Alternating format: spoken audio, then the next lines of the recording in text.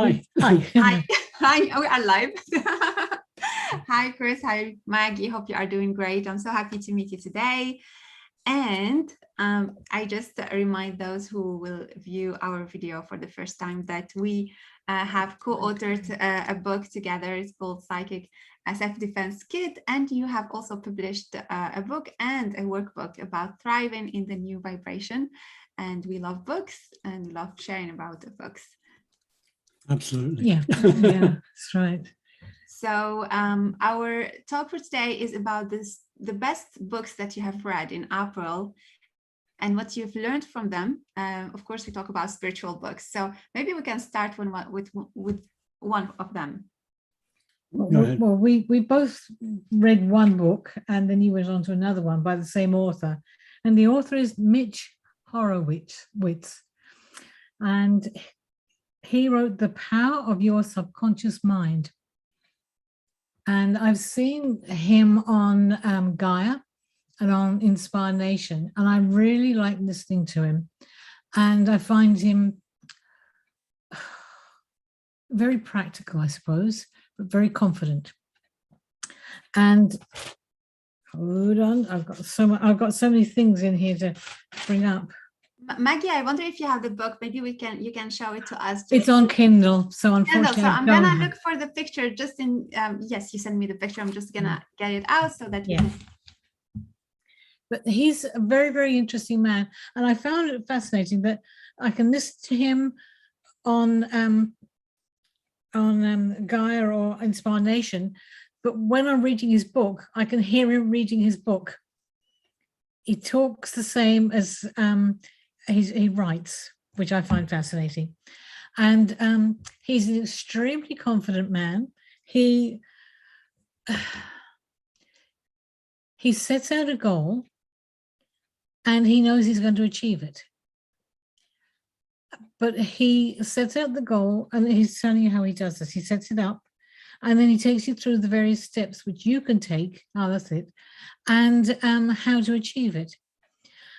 But I found it fascinating because he is so confident and he believes in what he does and he does get results because he's many times he's got the results. But he's also had a background of being told he's good and given that confidence growing up. And we watched a program the other day where there were two people. One, they were on this on a barge trip together. He was very confident and he assumed he can do anything because the way he's brought up. Now, the partner he was with, she's a great actress, but she can't, she said, oh, that's about all I can do. But then she's in her 80s now, but she said, I was confined. I was confined to the belief of the day and what women were expected to do. Therefore, although I'm a good actress, I can't seem to apply that to anything else. So I think your background has a great impact on the way that you can create. Because he didn't have a box, she did.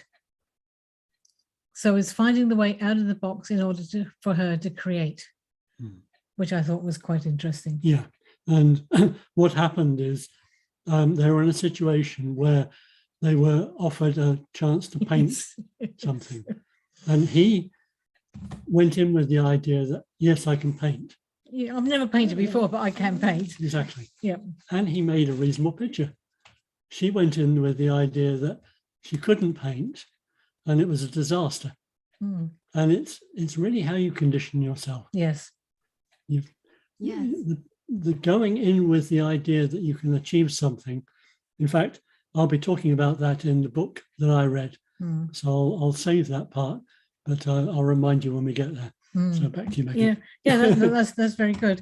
And one of the things he was saying is you have to define what you actually want. Because people often say, well, I want to have this fabulous job. I want to do this. I want to do that. And he said, break it down. What do you really want from this? Do you want the fabulous job or are you looking for security? Because they're very, very different. So he makes you look at what you're putting out for, and then he helps you to break it down so that you can actually achieve what you want to achieve. which I thought was very good. And then he's saying you have to be very careful about the people you surround yourself with, because if they're going to tell you, oh, you can't do that, you've got that to overcome. So you eliminate people from your life who sort of put you down all the time.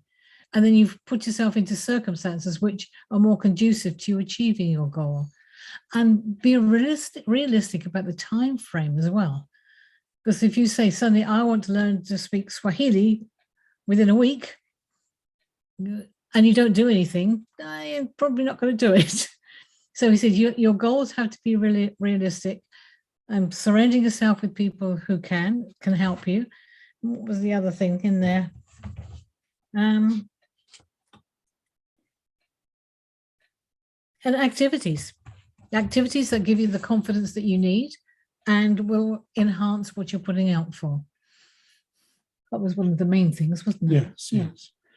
So let me just, yes, Chris, let me just comment on something. I find it really amazing because that people have so many limiting beliefs by field. So for example, at work, I can't make enough money, I can't get that position, I can't produce, I can't, and then there is this emotional side, which is with the relationships. I can't really have this relationship, or I can't have kids that will listen. There is by field, even in spiritual fields, we see some limiting beliefs that, if you have wounds, it takes years to heal them.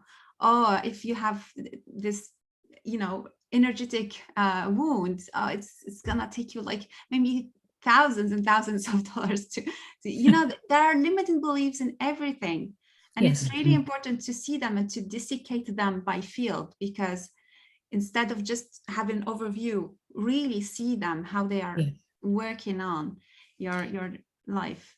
We have so many mental blocks, it's quite incredible. What was he saying now? I've lost it, it's gone. What I like about Mitch is he actually lives his talk. Yes, very much so.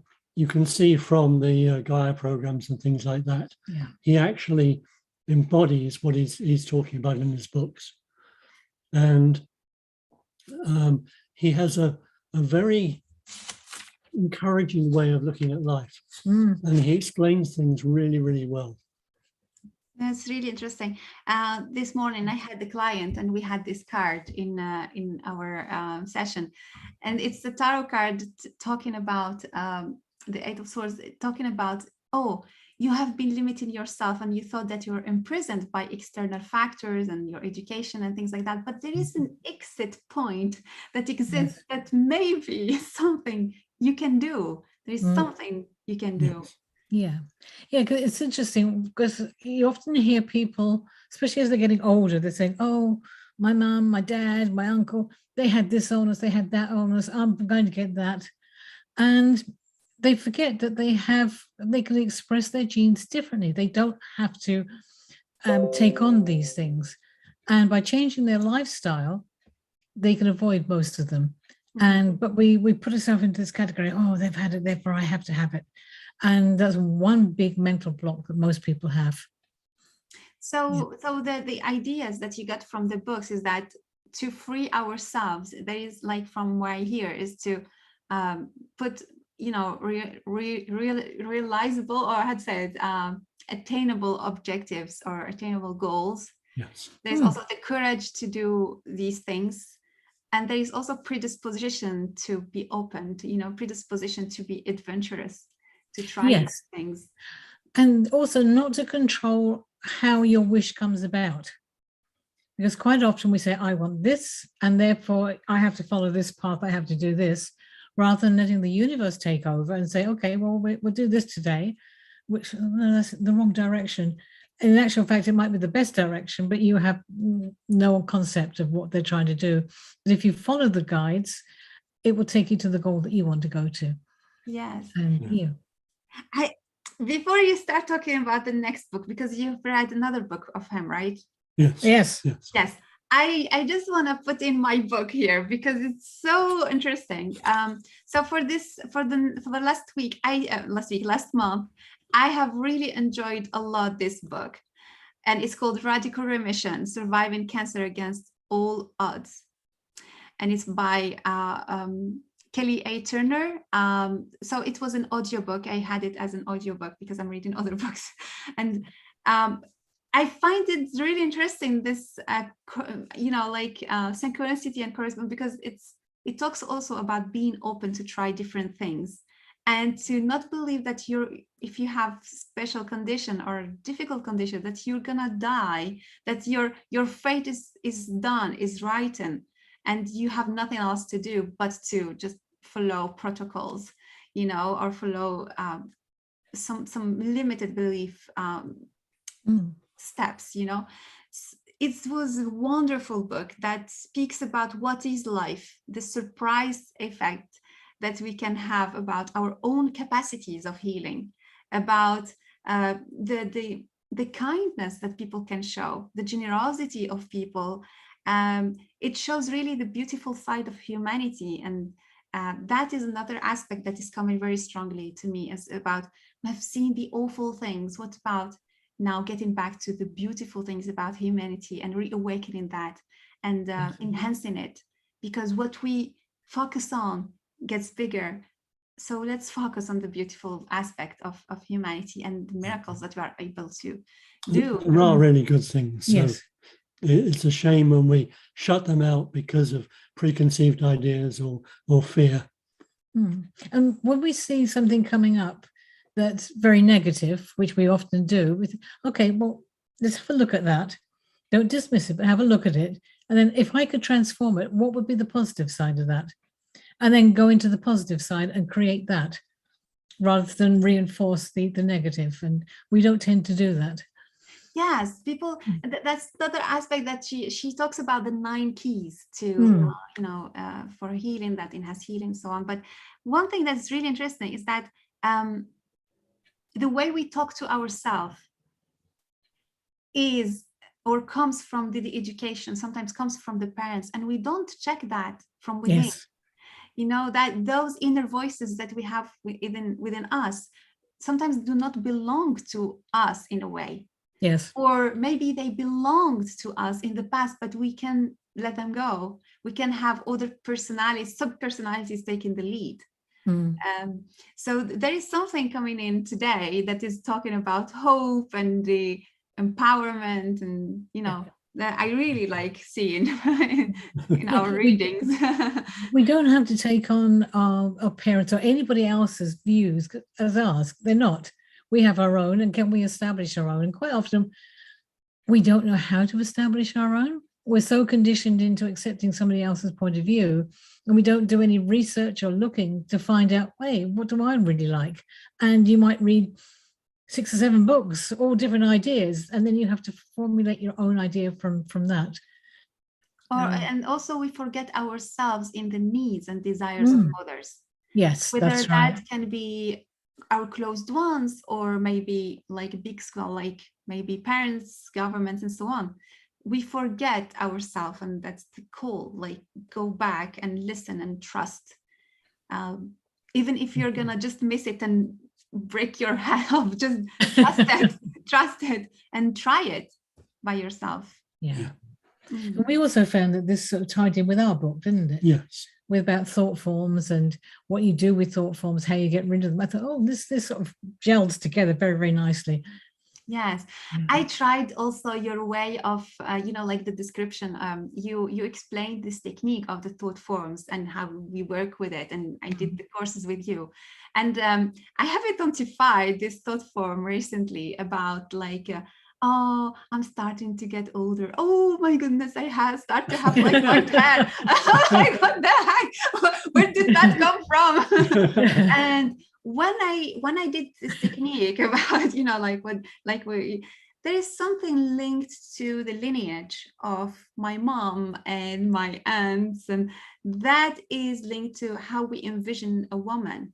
And that why we are not recognizing the elder woman. So why don't I celebrate that I'm becoming an elder, and I was an elder anyway in this body anyway. So there is something about like, yeah. So anyway, I was just, I wanted to bring this about using these techniques that are available to us to identify any subtle, they are very subtle voices that come. And seeing other examples, like, for example, Mitch, Horowitz, or others that have succeeded in this breaking the boxes.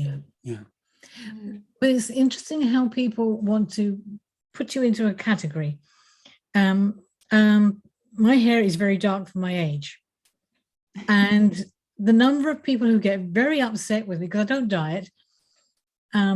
And my sister goes berserk every time we talk. Hey, I haven't got any grey hairs. Well, I have got grey hairs, but I'm supposed to have grey hairs. My daughters get upset with me. I don't. And I think, why do I have to have grey hairs? And does it matter if I do or if I don't? But you're put into a category. And I find that fascinating. And I remember working with a woman. She is in one of these residential communities. Lovely lady. And she said she wanted me to look at somebody because he'd gone to hospital, but he came back and nobody was friendly with him. And she said, I don't understand that. And I said, well, it was, from their perspective, it was him who was going next. And they weren't very happy that he came back because now it meant somebody else has got to go. And they're all going to go eventually anyway, but it was just the mentality, he didn't die. Yes. And that was the expectation of that. I thought, oh, crumbs, that's rather sad how we project that. Totally. Actually, in the book Radical Remission, there are so many stories about people like this, well, they feel that the others are waiting and expecting them to die. Yes, that's right. But at the same time, they had to cut these relationships because they were pulling them down. Yes.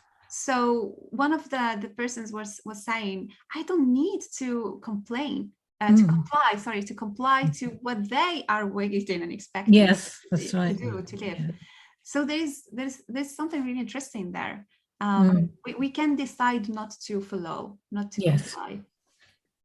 Well, it's got retirement homes have got a terrible reputation of what they call them, God's waiting room. And I think, oh, that's rather sad.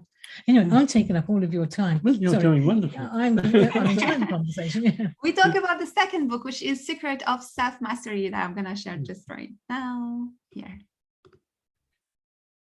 Yeah. So in this book... sorry, that's my phone. That's my daughter. Okay, it's yours. Basically, Mitch has this wonderful gift of making things really clear. He takes things that we sort of know, but then puts a different twist on it and shows that we were actually missing something. And he clarifies what it is we're missing and what is important in this. So I find actually the messages from the second book are almost identical to the ones from the first book. But he's putting it now in the perspective of how do I gain personal power? It's really how do you come into your authentic power? Because to achieve things in this world, we need authentic power behind it. We don't need power over, but we need power from our heart and power in a way of emotional drive. Because without emotions, nothing gets done. We have to put our passion into things. And so Mitch is explaining how to gain our personal power, we have to be able to put our emotion behind things and develop a passion.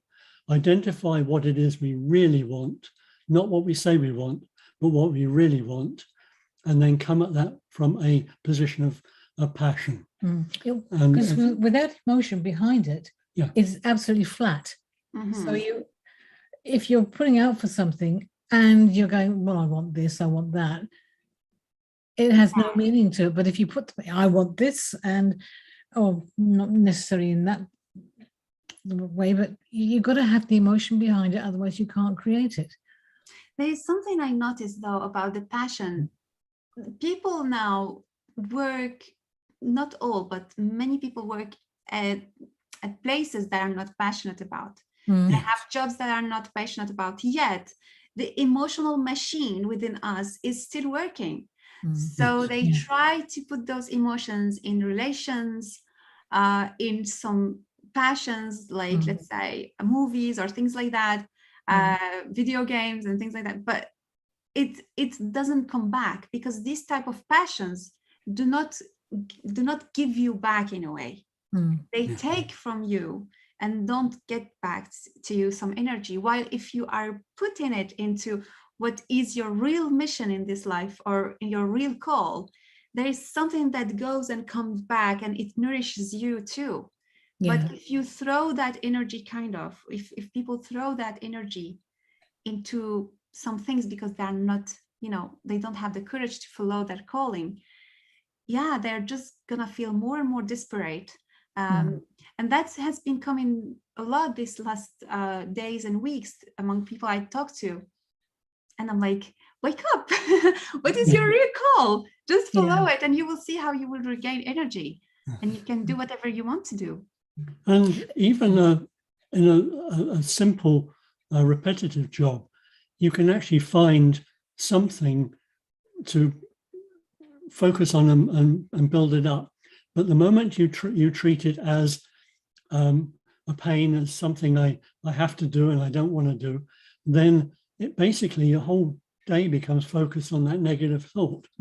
And it's you have to find people who have similar ideas to you and will build you up and help you, and really try and find the bright spot in everything. Even just looking out the window, today is a gorgeous, beautiful, sunny day, and just let that sunshine shine into your heart and wake you up. And also, you'll see this in work quite often, particularly with men, I think, or maybe women as well, but they're projecting, well, if I get to this position, I will have this amount of money, therefore I'll have more success with a partner, with a house, with everything I'm looking for. But it's all dependent on this job, rather than, do I have security and can I build the rest separate from that? But we just focus on that job because we think that will bring us everything. Yes. Yeah. And waste half your life doing that. That's true. There is something about focusing what you focus on, but also on our book we talk about psychic self-defense, because there are many people who are sensitive to others' energies, to the environment energies, who are still watching the TV like, guys, like, what are you doing watching still the TV? Come on, but anyway, so there is something about being sensitive also to the mass energy that is going around, and how you need to cut that down too. Yes, because if you're looking at television, it's projecting how they want you to behave. Yes, and programmation. For everything. Brainwashing. Yes, brainwashing, absolutely it is. So you have to look at that. There is a magnificent conference. I think I sent you the conference. I liked it, about brainwashing. I forgot the author, but I will try to remember it and put it on the link just below so that you can benefit from some such knowledge. Yeah, sounds good. Is there something you wanted to share also, Chris? Yes. I keep butting in. I've got a few notes here and things. I'm not very good at reading notes, but one thing Mitch suggests is that if you want to get on in life, you have to stand out, but you need to stand out in a good way. Yeah. And he's suggesting a Zen Buddhist approach, which is called beginner mind. And you approach any problem as if you were a young child and you were seeing it for the first time. Because what happens is we put a lot of our preconceived ideas into things. We think we know enough about something, and we say, oh, well, we can't possibly do that because it didn't work in the past or something like that. But if we go in as a child and say everything's possible, then we stand a much better chance of things happening. Yeah. And I also like what Mitch says about having an ethical approach. Yeah.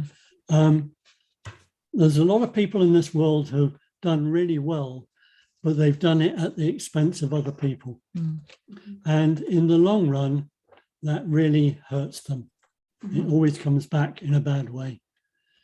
So you really have to make sure that everything you do has an ethical basis to it, because that is really important for your well-being. Mm. And everything you do needs this aspect of, I can't even say it, reciprocity. Yeah. Reciprocity. Yeah. Basically, you need to do, if someone does something good for you, you need to do something good back. It has to be an exchange. And a lot of this world, people are very happy to grab something, take, but they don't give back. And this giving back is really important. It's one of the things I learned when I was in Peru, because it's a major part of the Peruvian shamanic path. So that's important. I think one of the other things he talks about is imagination, and how we tend to dismiss imagination. But imagination basically is imaging in something you want. And if you can't image something, then you can't create it, which I thought was quite fascinating. And in terms of being seen, you cannot benefit from much opportunities unless other people know about you. Share your enthusiasm with others. Yes. By being enthusiastic about something, you will encourage others to join you. And there is a power in having the right relationship. We mentioned this earlier, or I think you did as well, Wazima, in that you really only need to work with people who have a similar outlook to life and who are sharing in your enthusiasm. If you're trying to work with people who are negative all the time about what you're trying to do, it basically will pull you down, because negative energy tends to pull you down very quickly. So select your co-workers, your friends very carefully. And your activities too. Yes. So I would recommend reading, I don't think you really need to read all of his books, but I would recommend reading Mitch's books, because he has a way of putting all these lessons down in a very clear way that makes you say, oh, why didn't I think of that? Why didn't I word it that way? In fact, I've written a workbook to help people get started on the road to thriving in the new vibration. And it's a very simple book to follow and sets out lessons and things to focus on. But I'd wish I'd read Mitch's book first, because he has a really clear way of putting things. And I think if you read his book, everyone will get a lot out of it, because he really helps you understand the mistakes you've been making in the past and how you can grow from them and learn and not continue to make the same mistakes. That's really beautifully put. I would say the same about Radical Remission. I would suggest really very, very strongly this book to anyone, not only those who suffered or those close ones are suffering from cancer, but for everyone, because it is holding the principles of how to live and how to take care of our health, how meditation can have a big impact on our lives. You know, that it's really practical and shows research and things like that. So I'm really loving this talk we are having, and that we started about every month, our favorite books. it helps us to reflect also on what we read and how it has an impact on us. So thank you for being here. Well, Yeah, it's thank our you. pleasure, and we get a lot out of this too, Yeah. because Yes. by actually going through and reviewing things, it reinforces it in our life too, because we all need a reminder of these lessons. Yes, and to reflect and go back, which I feel, for me anyway, the need to do more, because everything is so fast that even our practice is getting fast. Meditate in 5 minutes, breathe in 5 minutes. Yeah, it's really important to just, okay, wait a second. Let's do this step by step. Yeah. So I think by actually reading the book and knowing that we're going to be talking about it, it makes you look at it somewhat differently than if you're just going to read it. Because you need to think, okay, well, I want to discuss this part, I want to discuss that part. But if you're just quickly going through, you miss a lot. And that's, yes. Yeah, so I think these talks are good. Yes, and that reminds me of the, you know, all the things that we like to say about spiritual practice, do things together. Yes, It brings its wisdom gained through sharing. And this, something. All right, so I will see you soon for another talk. I just remind our viewers that you have the 2 trainings. One is about psychic self-defense, and the other one is about thriving into the new world, a new vibration. You have beautiful books, and one of them I have received now. This is the workbook, Thriving into Vibration. So I will leave the links below if you want to check them, and I will see you soon for another video. I know I'm late on my videos, but I have so many facts to share with you and news to share with you. And one of them is that we are shipping Become an Oracle deck. It's now on, so I'll get back to you for more news about that. Thank you very much, Chris. Okay.